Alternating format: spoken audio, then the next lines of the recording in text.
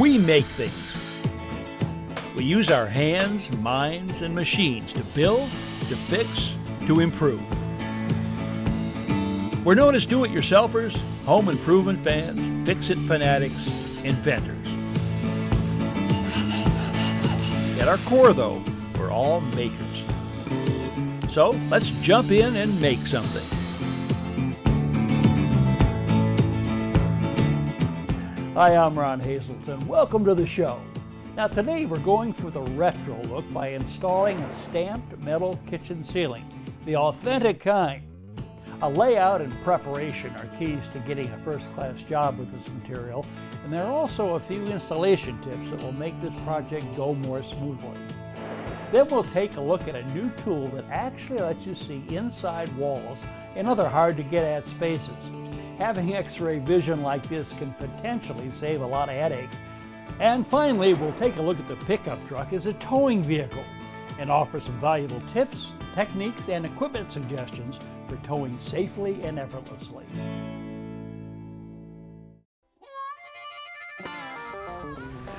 A pickup is one of the most versatile vehicles on the road. When it comes to hauling cargo or transporting people, working hard or having fun, nothing surpasses the pickup. And that's especially true when it comes to towing. Trucks equipped with special towing packages like this one are just born to tow. From specialized equipment to cargo haulers to boats, today's pickups can handle it all. Towing with any vehicle, though, demands the right setup, the correct equipment, and the proper techniques and methods. Here are a few useful tips. Tow only trailers whose weight does not exceed the maximum capacity of your vehicle.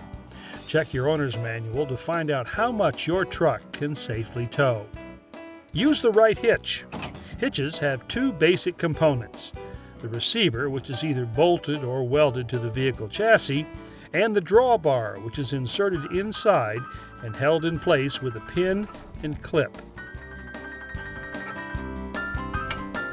Put a light coat of grease on the trailer ball before attaching the trailer tongue to it.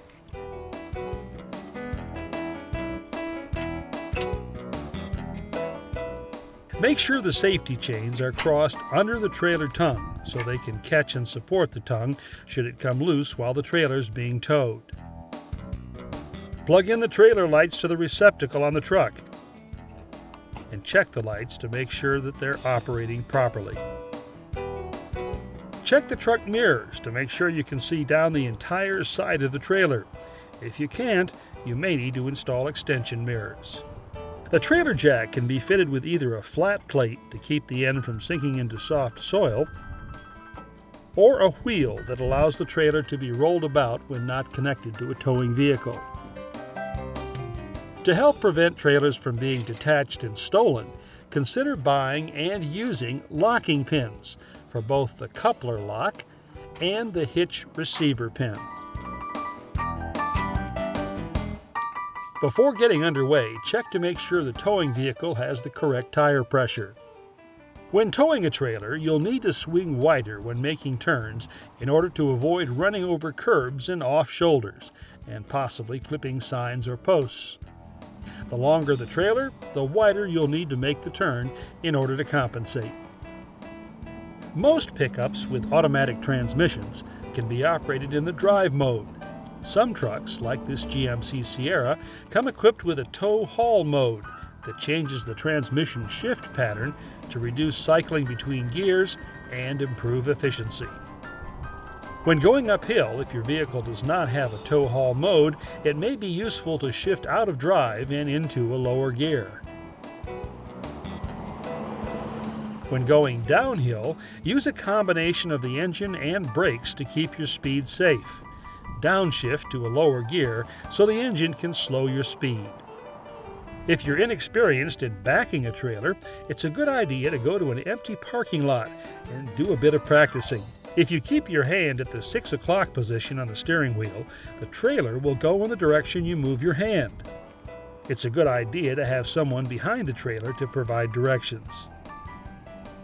Remember to be aware of vehicles and obstacles all around you, since the front of the truck could possibly swing far enough out to hit something. Today's pickup has never been better suited for towing. Just set things up correctly, use proper techniques, and you'll be towing safely and effortlessly.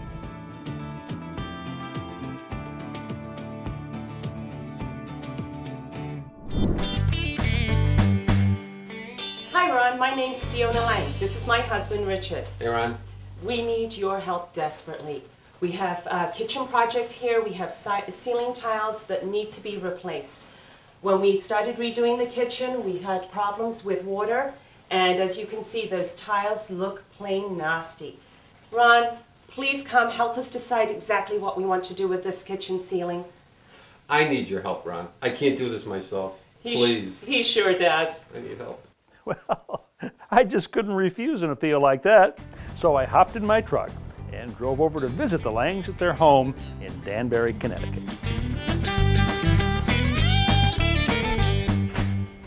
Hey folks! Hi, how are you? Good morning. How are you? Ron, how are you? Ron. Nice to see you. Day, huh? Absolutely. Why don't you come on inside and see what we've got? Great. Absolutely. You got fresh muffins? And coffee. Yeah, fresh muffins.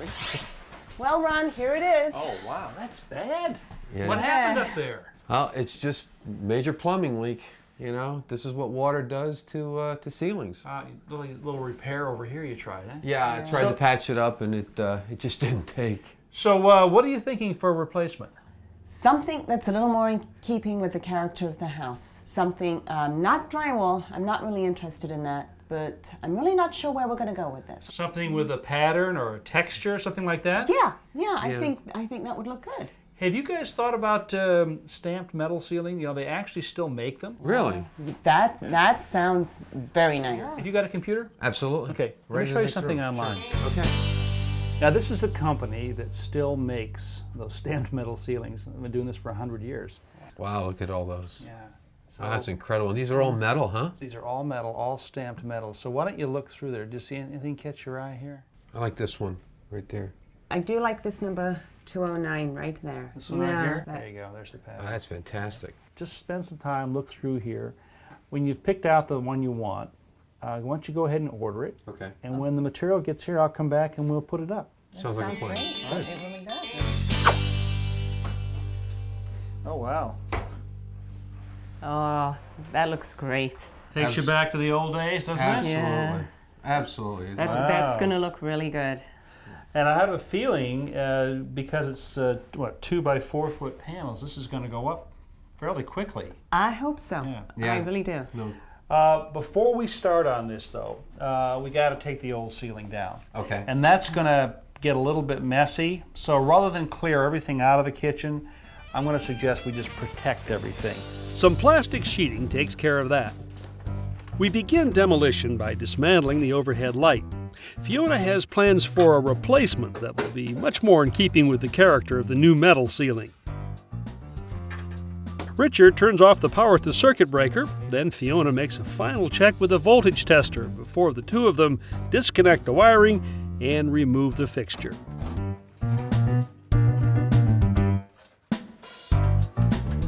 So these are the ones that you took down before, right? Yep. The first tiles to come down are the ones Richard put up with screws when he repaired the water damage. The remaining tiles are nailed in place, and all that's required to bring them down is a good tug. Within minutes, the tiles are off, exposing the furring strips and ceiling joists. Yeah, just so we don't chip the paint. Next, we begin removing the crown molding.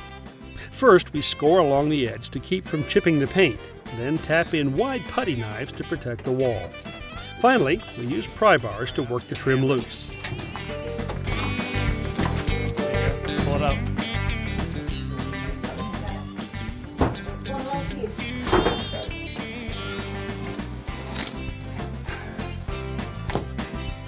The last part of our demolition has us taking down the old furring strips to which the original tiles were attached. Now, we thought about trying to reuse these.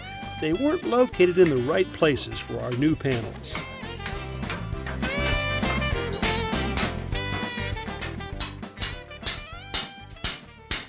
Well, I'd say you've got the lodge look now, huh? Maybe we should just leave it this way. You know, you gain a little ceiling height. Just a little too rustic for me. A little too much? A little too open, I think. These are the panels that are going to go up there that we saw earlier. Now, in order for the seams to really work out nicely on this, to stay straight and flat, we've got to put it on a flat surface. So the next thing I want to do is just check the bottom of these ceiling joists to see if, in fact, there's any kind of bow in them. So Rich, here's my 4-foot level that if you'll yank on the end, turns into my 8-foot level. Very nice. Okay. In this case, we're going to use it not so much as a level, but a straight edge. Okay. So we'll put it on the bottom of this joist right here. Uh-huh. Now you see we've got a gap down there at the end. Yeah, I do see it. Yeah, how much is it, like 3/4 of an inch? About that, yeah. We'll compensate for this variation later on when we put up the new furring strips. Our first furring strips will be set around the perimeter of the room, a couple of inches from the wall. A chalk line gives us our reference point. Lock it in. You on your mark? We all set? Okay, pull it down.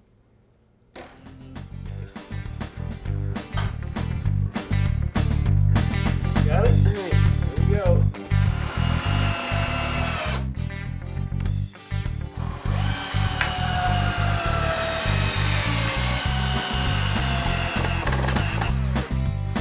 All right, well, the perimeter's done. Now we can start to put these furring strips in the center of the room.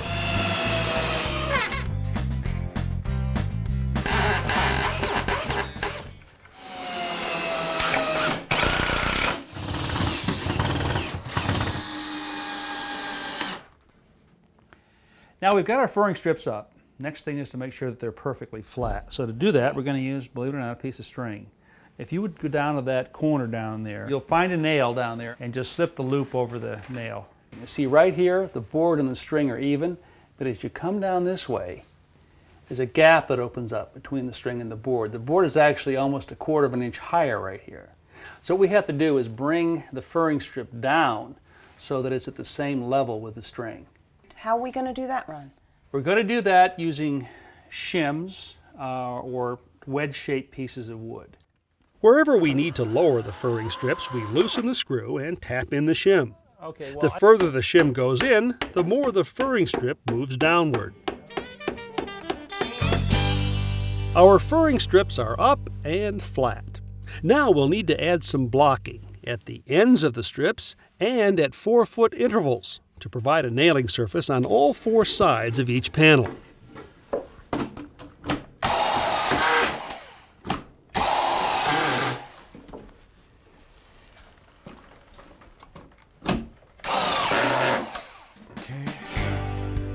Panel number 1. We've constructed a simple T-brace so that one person can hold the panel in place while the other does the nailing. We're using these decorative cone head nails. Now here's a nailing tip for you. Hold the nail with the pads of your fingers facing the hammer. A missed hammer blow is a whole lot less painful this way. Each panel is aligned with its neighbor and the edges overlapped. The decorative nails are driven in every 12 inches and become part of the overall pattern.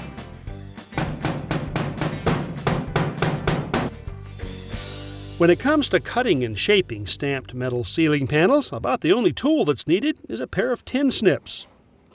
These are designed to cut curves, and they're just the ticket for cutting around the overhead light box. Well, we've got the basics under our belt, so it's clear sailing from here on.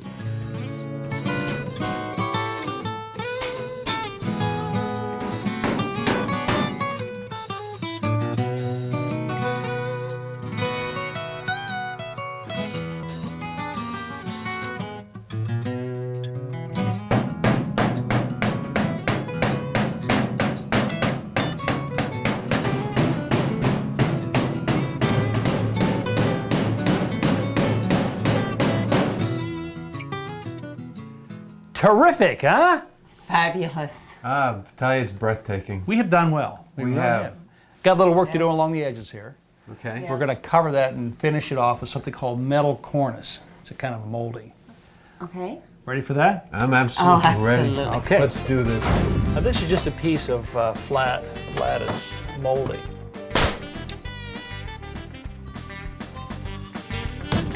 The cornice is nailed to the wall and the furring strip in the ceiling. using the same cone head decorative nails. To save time, we ordered pre-cut outside corner sections from the manufacturer that we simply nail in place. To blend the cut ends, we tap them first with a hammer and then with the head of a nail. The inside corners we'll cut ourselves, so I head out to the truck for my favorite pair of snips. The first piece is trimmed to length with a straight cut and slipped into place. The second section is cut on an angle.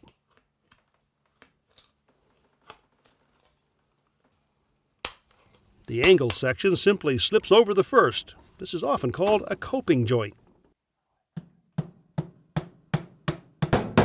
Each straight corner section is overlapped with the next and then nailed in place. Remember that old light fixture we took down earlier? Well, we couldn't put that back up now, could we?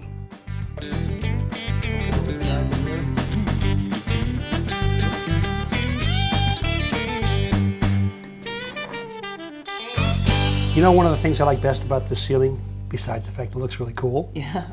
this is made in the same way by the same company that it was made 100 years ago. This is not a reproduction. This is the kind of ceiling you would have gotten if you'd purchased one last century. Really? So what do you think? You going to leave it like this, metal, or paint it, or what? No, I think we're actually going to paint this. Are you? I think we really would like to have this a nice white. Whether we want to have it in a satin finish or gloss, we're not sure just yet. That's something we have to discuss. Just be sure you use an oil-based paint because Right. it is steel and it would Yeah. rust with water base. Okay. All right? Very good. Well, I had a good time, guys. Oh, me too. We did We had too. a Thank you wonderful so time. much. Cheers. Cheers. Happy nails.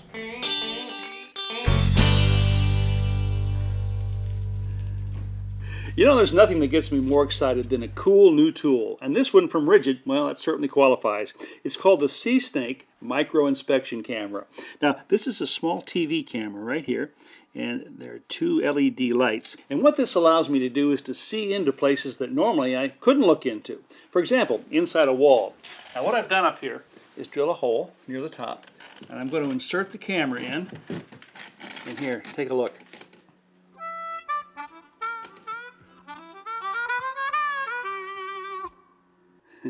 Pretty cool, huh? It's like having X-ray vision inside the wall.